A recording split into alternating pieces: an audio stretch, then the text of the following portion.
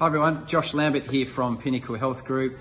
I'm hosting an event coming up very soon, which is all around employee health checks and measuring the wellbeing of your workforce or your employees in 2022 and beyond. Now, obviously there's been so much change over the last couple of years with the way we work, with where our employees are located, potentially where they're working from.